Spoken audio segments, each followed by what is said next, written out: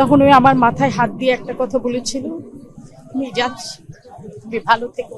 দেখেছি ওনার চোখের দিকে তাকিয়েছিলাম, ধীর স্থির একটা বলিষ্ঠ স্নিগ্ধ সেই মানুষটি হাঁটতে হাঁটতে জেলে চলে গেলেন। আর দূরদর্শিতা ওই বেগম খালেদা জিয়ার মতো, শহীদ রাষ্ট্রপতি জিয়া রহমানের মতো আমি বিশ্বাস করি যে উনি সঠিক সিদ্ধান্ত নিয়ে সঠিক শক্তি নিয়ে এগিয়ে যাবেন ইনশাল্লাহ। ছবির মতো ভাষ্যে অনেক স্মৃতি আসে, যেমনি উনি কখনো একসঙ্গে থাকলে কোথাও আছে, আমি যদি কাছে না থাকতাম তাহলে উনি আমাকে খুঁজতেন, বেবি কোথায়, বেবি কোথায়, বেবিকে ডাকো।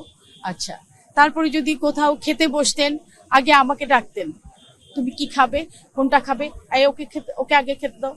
এই যে মানে মায়ের আদরটা, যেই মমতার আঁচল দিয়ে বাঁধা, এর চেয়ে আর আমি এখন অভাব ফিল করছি, সেটারই বেশি অভাব ফিল করছি, যে ভালোবাসা কেমন হয় ওনার সাথে না থাকলে বোঝা যেত না।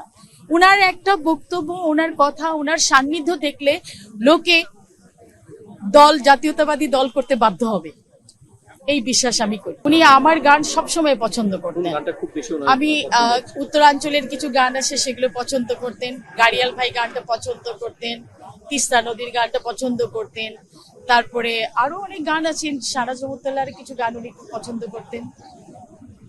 ওনার পছন্দ very sophisticated and patriotic song খুব পছন্দ করতেন, দেশের গান খুব পছন্দ করতেন।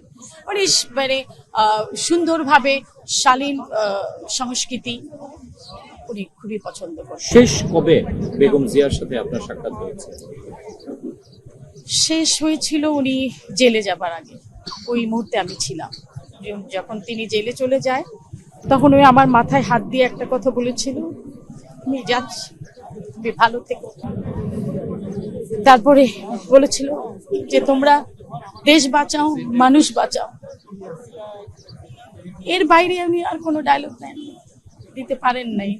দেখেছি ওনার চোখের দিকে তাকিয়েছিলাম, ধীর স্থির একটা বলিষ্ঠ স্নিগ্ধ সেই মানুষটি হাঁটতে হাঁটতে জেলে চলে গেলেন। এই দৃশ্য আমি তো কখনো ভুলবো না, এটা আমার হৃদয়ে গেঁথে আছে।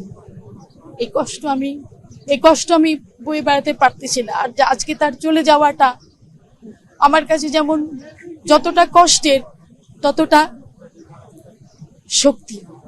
তিনি যে শক্তি দিয়ে গেছেন, আমাদেরকে পথ দেখিয়েছে, সেই পথেই এগোতে হবে, সেই পথেই চলতে হবে।